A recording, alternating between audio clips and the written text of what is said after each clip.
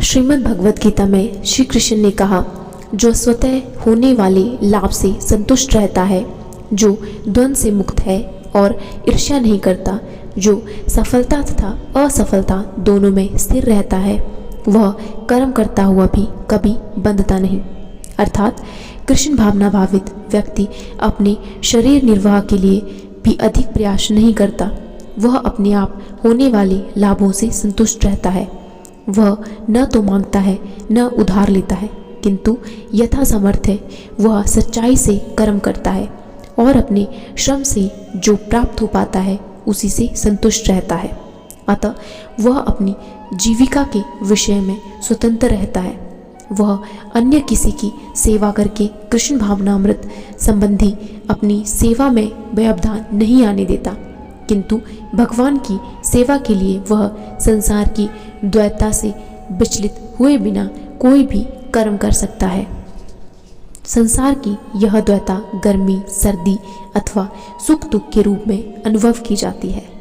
कृष्ण भावना भावित व्यक्ति द्वैतता से परे रहता है, क्योंकि कृष्ण को प्रसन्न करने के लिए वह कोई भी कर्म करने में झिझकता नहीं। अतः वह सफलता तथा असफलता दोनों में ही संभाव रहता है।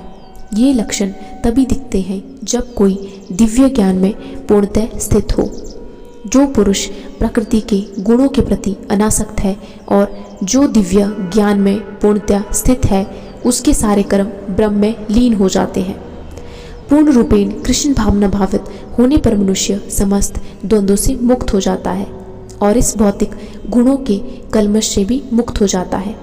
वह इसलिए मुक्त हो जाता है क्योंकि वह कृष्ण के साथ अपने संबंध की स्वाभाविक स्थिति को जानता है। फलस्वरूप उसका चित्त कृष्ण भावनामृत से विचलित नहीं होता। अतएव वह जो कुछ भी करता है वह आदि विष्णु कृष्ण के लिए होता है। अतः उसका सारा कर्म यज्ञ रूप होता है, क्योंकि यज्ञ का उद्देश्य परम पुरुष विष्णु अर्थात कृष्ण को प्रसन्न करना है। ऐसे यज्ञमय कर्म का फल निश्चय ही ब्रह्म में विलीन हो जाता है और मनुष्य को कोई भौतिक फल नहीं भोगना पड़ता।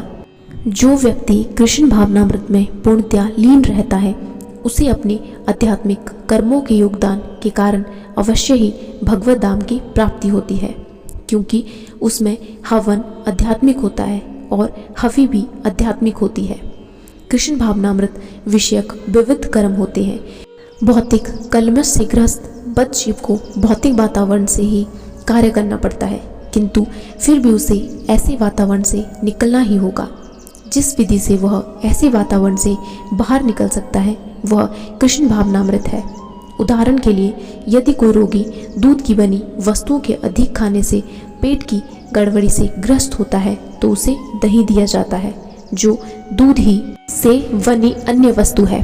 भौतिकता से ग्रस्त बदजीव का उपचार कृष्ण भावनामृत के द्वारा ही किया जा सकता है, जो यहाँ गीता में दिया हुआ है। यह विधि यज्ञ या विष्णु या कृष्ण को प्रसन्न करने के लिए किए गए कार्य कहलाती है। भौतिक जगत के जितने ही अधिक कार्य कृष्ण भावनामृत में या केवल विष्णु के लिए किए जाते हैं, पूर्ण तल्लीनता से वातावरण उतना ही अधिक आध्यात्मिक बनता रहता है। ब्रह्म शब्द का अर्थ है आध्यात्मिक। भगवान आध्यात्मिक है और उनके दिव्य शरीर की किरणें ब्रह्म ज्योति कहलाती हैं। यही उनका आध्यात्मिक तेज है। प्रत्येक वस्तु इसी ब्रह्म ज्योति में स्थित रहती है, किंतु जब यह ज्योति माया या इंद्रिय तृप्ति द्वारा आच्छादित हो जाती है तो यह भौतिक ज्योति कहलाती है। यह भौतिक आवरण कृष्ण भावनामृत द्वारा तुरंत हटाया जा सकता है। अतएव कृष्ण भावनामृत के लिए अर्पित हवि, ग्रहणकर्ता, हवन, होता तथा फल ये सब मिलकर ब्रह्म या परम सत्य है। माया द्वारा आच्छादित परम सत्य पदार्थ कहलाता है। जब यही पदार्थ परम सत्य के निमित्त प्रयुक्त होता है तो इसमें फिर से आध्यात्मिक गुण आ जाता है। कृष्ण भावनामृत मोह जनित चेतना को ब्रह्म या परमेश्वर उन्मुख करने की विधि है। जब मन कृष्ण भावनामृत में पूरी तरह निमग्न रहता है तो उसे समाधि कहते हैं। ऐसी दिव्य चेतना में संपन्न कोई भी कार्य यज्ञ कहलाता है।